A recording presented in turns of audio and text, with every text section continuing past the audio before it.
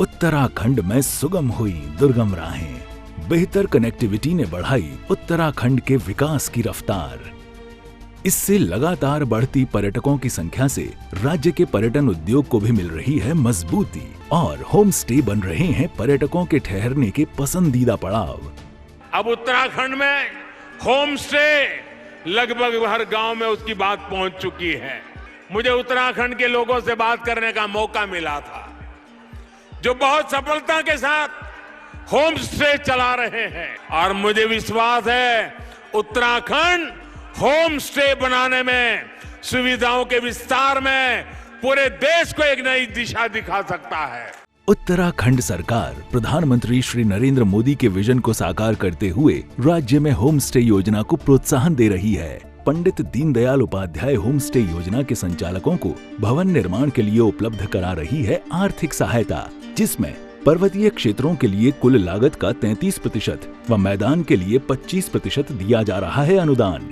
पहाड़ की खुशनुमा आबो हवा के बीच बने होम स्टे में जैविक उत्पादों से बने स्वादिष्ट व्यंजन पर्यटकों को खूब भा रहे हैं। इससे ग्रामीणों को घर पर ही रोजगार मिलने से आर्थिकी भी हो रही है मजबूत। नए विजन और नए सृजन के साथ आगे बढ़ रही है उत्तराखंड सरकार।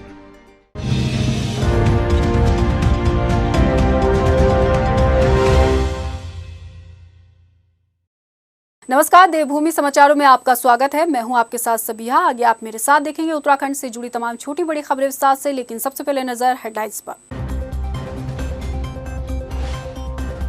टिहरी के घनसाली क्षेत्र को सीएम धामी ने दी कई योजनाओं की सौगात। करीब 78 करोड़ रुपए की योजनाओं का किया लोकार्पण और शिलान्यास।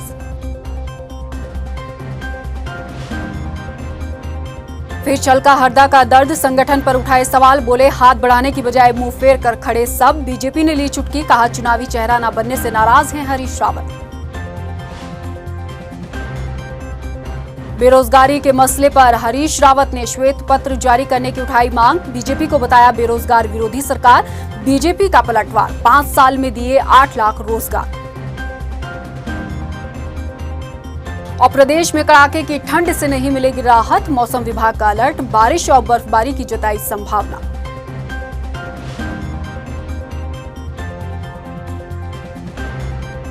हेडलाइंस के बाद बुलेटिन में खबरें विस्तार से। घनसाली पहुंचे मुख्यमंत्री पुष्कर सिंह धामी ने नगर पंचायत चमियाला में विकास योजनाओं का शिलान्यास किया।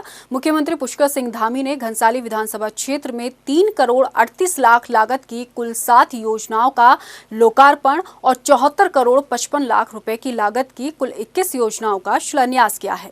इस दौरान सीएम धामी ने जनसभा को भी संबोधित किया और कहा कि राज्य का विकास सरकार की प्राथमिकता पर है। घनसाली जैसे क्षेत्रों के लिए, उनको आगे बढ़ाने के लिए, उस क्षेत्र के उत्थान के लिए लगातार हम लोग प्रयासरत हैं। लगातार हम उसके लिए योजनाएं बना रहे हैं, लगातार हम विचारों की श्रृंखलाएं आयोजित कर रहे हैं। और मैं मानता हूं कि घनसाली क्षेत्र में आगे भविष्य में बहुत सारी विकास की संभावनाएं हैं। उन सभी पर हमारी सरकार काम करेगी और हम उसके लिए प्रतिबद्ध हैं, संकल्पबद्ध हैं। और हमारा जो सिद्धांत है कि अंत्योदय का सिद्धांत, समाज के अंतिम छोर में खड़े हुए व्यक्ति तक हमारा शासन पहुंचे। मंगलवार को मुख्यमंत्री 11 और भाजपा युवा मोर्चा के बीच हुए क्रिकेट मैच के दौरान चोटिल हुए सीएम पुष्कर सिंह धामी के हाथ में फ्रैक्चर हो गया है। आज सुबह दून अस्पताल में चेकअप कराने के बाद ये मालूम चला कि उनकी कलाई में हेयर लाइन फ्रैक्चर हुआ है। फिलहाल डॉक्टरों ने सीएम धामी के हाथ पर अगले 4 हफ्तों के लिए प्लास्टर चढ़ाया है। ऐसा लग नहीं रहा था कि फ्रैक्चर होगा, लेकिन आज अभी सुबह एक्सरा हुआ है तो उसमें फ्रैक्चर निकला। डॉक्टरों ने प्लास्टर कर दिया है और कह रहे हैं कि 4 हफ्ते तक जो है प्लास्टर रहेगा। जो कल चोट लगी थी अपना क्रिकेट खेलते हुए और आधिकारिक दौरे पे, उस समय क्या हुआ कि उनके चोट लगने के कारण हाथ की जो छोटी उंगली होती है, जो रिंग फिंगर होती है जिसमें रिंग पहनते हैं, उसकी जो बीच की उंगली होती है उसके अंदर एक माइनर सा फ्रैक्चर आ गया है। फ्रैक्चर अच्छी बात यह है कि अपनी जगह से हिला हुआ नहीं है, लेकिन हाथ में सूजन होने के कारण हमने उनके प्लास्टर कर दिया है। अभी वो प्लस्तर अभी हमने कच्चा किया है ताकि सूजन उतर जाए, और 1 महीने का ये प्लस्तर रहेगा। हाथ में चोट लगने के बावजूद मुख्यमंत्री पुष्कर सिंह धामी ने आज देहरादून मेडिकल कॉलेज का निरीक्षण किया। इस मौके पर उन्होंने मरीजों का हालचाल जाना और दून मेडिकल कॉलेज में चल रहे निर्माण कार्यों का निरीक्षण कर कार्यदायी संस्था को जल्द से जल्द काम पूरे करने के निर्देश दिए हैं। पूर्व मुख्यमंत्री हरीश रावत द्वारा मुख्य चुनाव आयुक्त का पद बेचे जाने के आरोप पर शासकीय प्रवक्ता सुबोध उनियाल ने प्रतिक्रिया दी है। सुबोध उनियाल का कहना है कि चुनाव आयुक्त का पद बेचा नहीं जा सकता क्योंकि उसमें नेता प्रतिपक्ष भी चयन प्रक्रिया का हिस्सा होता है। इसलिए अगर हरीश रावत इस तरह का बयान दे रहे हैं तो वो नेता प्रतिपक्ष प्रीतम सिंह पर भी सवाल खड़े कर रहे हैं। स्वयं उनके मुख्यमंत्री रहते हुए वो अपनी एक मनपसंद के व्यक्ति को मुख्य चुनाव आयुक्त नहीं बना पाए, क्योंकि विपक्ष के नेता का उस नाम पर साफ नहीं था। तो कहीं ना कहीं ये लगता है कि ये मुख्य चुनाव आयुक्त के चयन के नाम पर पार्टी की अंतरकलह तो दिखाई दे रही है, लेकिन ये कहीं ना कहीं विपक्ष के नेता प्रीतम सिंह जी को कटघरे में खड़ा करना चाहते हैं, क्योंकि विपक्ष का नेता भी चयन समिति का एक सदस्य होता है। तो ये कांग्रेस की अंतरकलह है। कांग्रेस नेता और पूर्व मुख्यमंत्री हरीश रावत ने बेरोजगारी के मसले पर बीजेपी सरकार से श्वेत पत्र जारी करने की मांग की है। हरीश रावत ने कहा कि राज्य में लगातार बेरोजगारी बढ़ रही है। प्रदेश में लगभग 28,000 पद खाली पड़े हैं, लेकिन सरकार भर्ती निकालने की बजाय गुमराह करने के लिए रोजगार के भ्रामक आंकड़े पेश कर रही है। बीजेपी सरकार को बेरोजगार विरोधी सरकार बताते हुए हरीश रावत ने सरकार की तरफ से 7 लाख रोजगार देने के दावे को भी झूठा बताया है। राज्य के अंदर भी इस समय जो मेरी जानकारी है 28,000 से ज्यादा पद रिक्त पड़े हुए हैं, और इन 28,000 में 9,000 पद जिनको श्री पंत जो उस समय राज्य के वित्त मंत्री थे उन्होंने मृत घोषित किया था, यदि उनको जोड़ दिया जाए तो ये संख्या 37,000 के करीब आ गई। हमारी मांग है कि बेरोजगारी और राज्य की आर्थिक स्थिति पर और राज्य के राजस्व और खर्च की स्थिति पर एक श्वेत पत्र राज्य सरकार जारी करे अर्थव्यवस्था पर। वहीं पूर्व मुख्यमंत्री हरीश रावत द्वारा प्रदेश की आर्थिक स्थिति और बेरोजगारी को लेकर उठाए गए सवालों पर बीजेपी प्रदेश अध्यक्ष मदन कौशिक का बयान आया है। मदन कौशिक का कहना है कि हरीश रावत को अपने मुख्यमंत्री रहते हुए बात याद आई होगी कि प्रदेश की आर्थिक स्थिति खराब है, क्योंकि उस वक्त सरकार के पास कर्मचारियों को वेतन देने के लिए बजट नहीं था। इसके साथ ही उन्होंने कहा कि बीजेपी सरकार में पिछले 5 सालों में 8 लाख से ज्यादा रोजगार देने की बात कही है। देखिए, शायद उनको 2016 याद आ रहा होगा, जब सरकार के पास सैलरी देने को लिए पैसा नहीं था, रोजगार की स्थिति बद से बदतर थी उस समय। आज हमने 8 लाख से ज़्यादा रोजगार दिए हैं इस 5 वर्षों में। ये आंकड़े मैंने विधानसभा में रखे हैं। उत्तराखंड कांग्रेस में एक बार फिर से कलह सामने आने लगी है। उत्तराखंड के पूर्व मुख्यमंत्री और राज्य में कांग्रेस के बड़े नेता हरीश रावत और प्रदेश प्रभारी देवेंद्र यादव के बीच अब तलवारें खिंच गई हैं।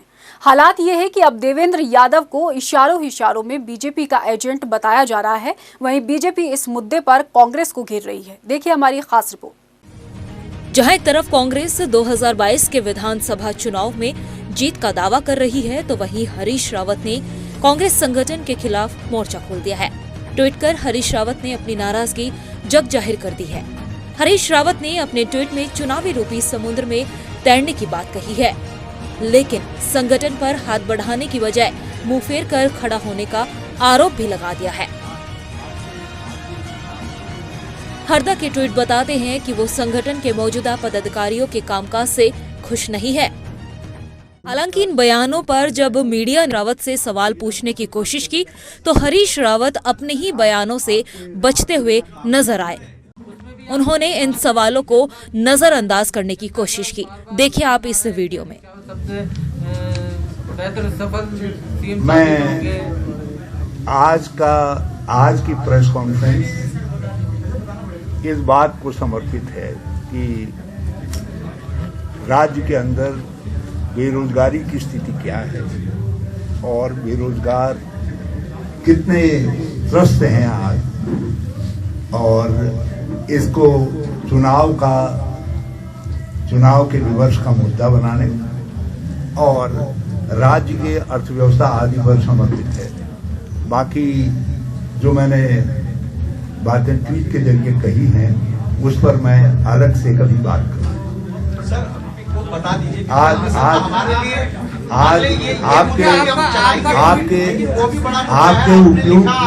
आपके उपयोग की चीज हो तो चलाइए, उपयोग की चीज ना हो तो उसको पेंडिंग रखिए।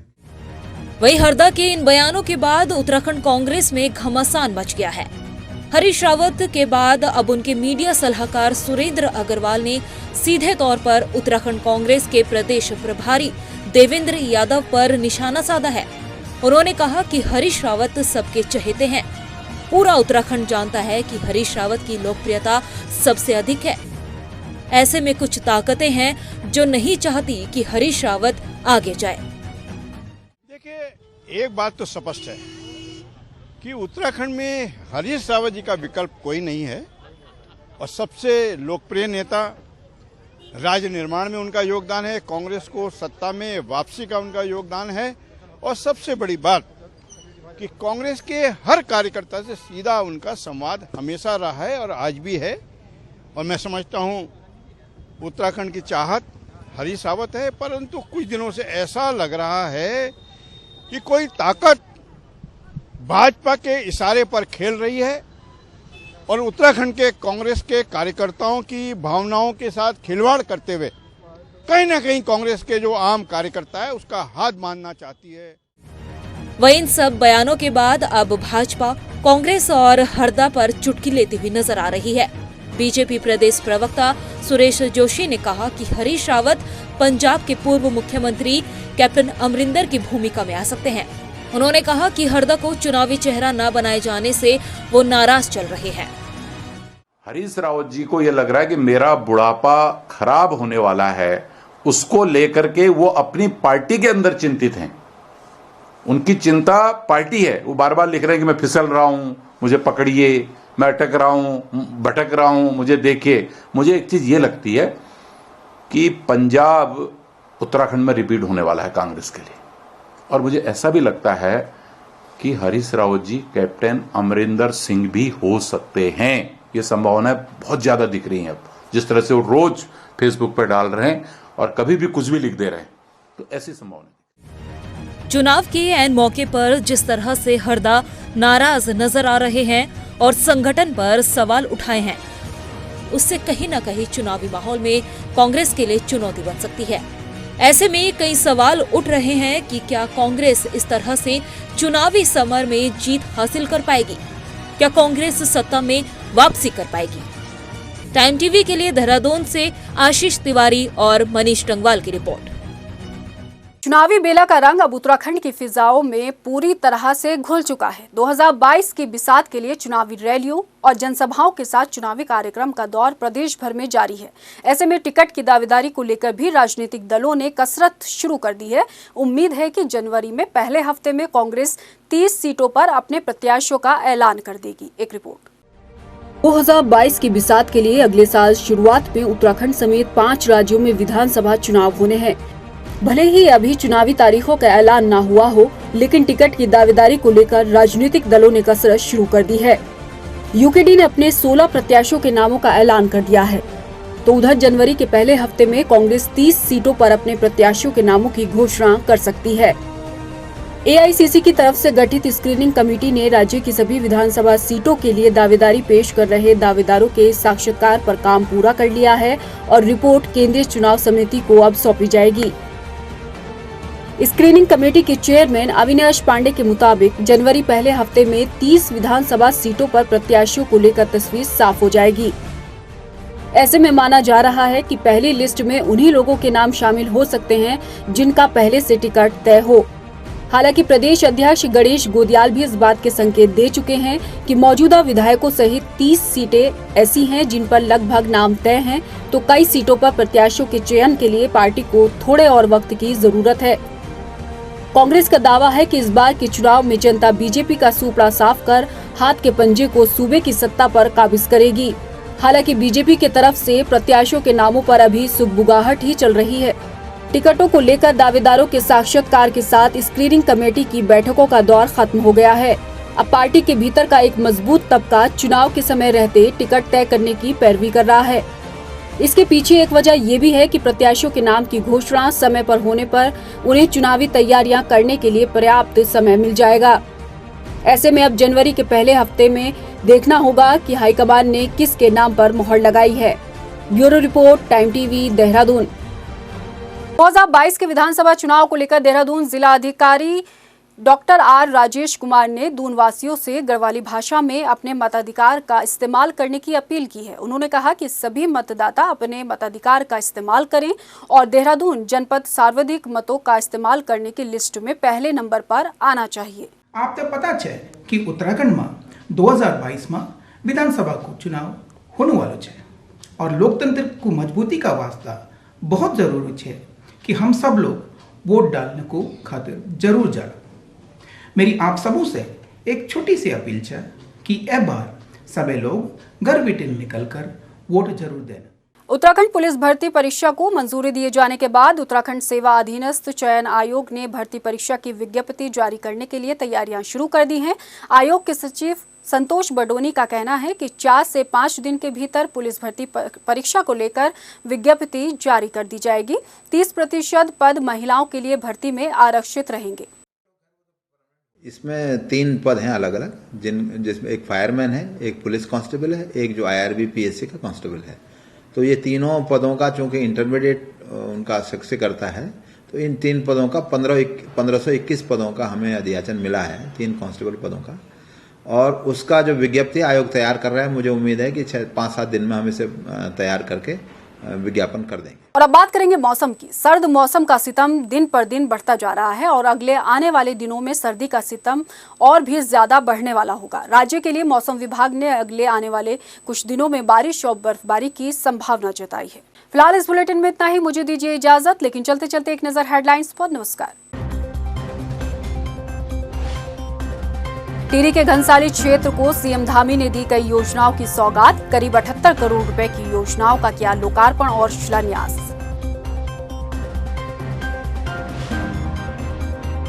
फिर चलका हरदा का दर्द, संगठन पर उठाए सवाल। बोले हाथ बढ़ाने की बजाय मुंह फेर कर खड़े सब। बीजेपी ने ली चुटकी, कहा चुनावी चेहरा न बनने से नाराज हैं हरीश रावत।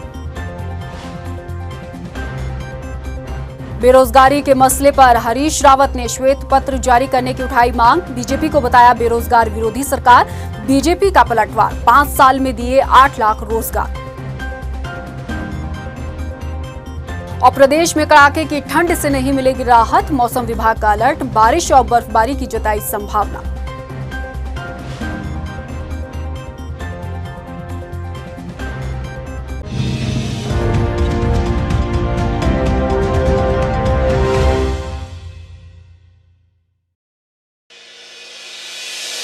2025 में जब ये हमारा राज्य जब ये 25 वर्ष का होगा, हम सबकी जिम्मेदारी है कि वो नंबर 1 का उत्तराखंड हो। 19-20 के फेर में ये दुनिया 25 की सोचने वाले हमने कनेक्टिविटी को विकास का मूल मानकर कार्य किया है। इसी का नतीजा है आज उत्तराखंड पर्यटन के मानचित्र पर और अधिक मजबूती के साथ अपनी सदानत छवि को उकेर रहा है। हर क्षेत्र में हम हो आगे, उत्तराखंड हो नंबर 1, मेरा उत्तराखंड हो नंबर 1। 18,000 करोड़ से भी अधिक की विकास योजनाओं का लोकार्पण व शिलान्यास किया जा रहा है, जिसमें दिल्ली देहरादून एक्सप्रेस वे भी शामिल है। इस एक्सप्रेस वे के बनने से दिल्ली से देहरादून की दूरी मात्र 2 घंटे में पूरी की जाएगी। कुछ वर्ष पूर्व ऐसा सोचना भी अकल्पनीय सा लगता था। मौसम से बदलाव है देखे, बीते कल ने आज देखे। पगडंडी में सड़क है देखी, नदियों ने पुल बनते देखे। हर दिन होता सुंदरता समृद्धि का संगम। हर क्षेत्र में हम हो आगे, उत्तराखंड हो नंबर 1, उत्तराखंड हो नंबर 1। जितना भी समय हमारे पास है, उस समय का हम एक एक पल और एक एक क्षण उत्तराखंड की 1,25,00,000 जनता को समर्पित करती है। हमने इन 4-4.5 महीने के कालखंड में 500 से भी अधिक निर्णय कर दिए। अधिकांश की हमने जो है शासनादेश निकाल दिए। नई दिशा अब नई डगर है, ना मन में कोई अगर मगर है। दृढ़ निश्चय की अगुवाई में एक लक्ष्य पर सबकी नजर है। असंभव को संभव करते वो रखते हैं दम। हर क्षेत्र में हम हो आगे, उत्तराखंड हो नंबर 1, उत्तराखंड हो नंबर 1। सूचना एवं लोक संपर्क विभाग उत्तराखंड द्वारा जनहित में जारी। प्रगति की ओर उत्तराखंड।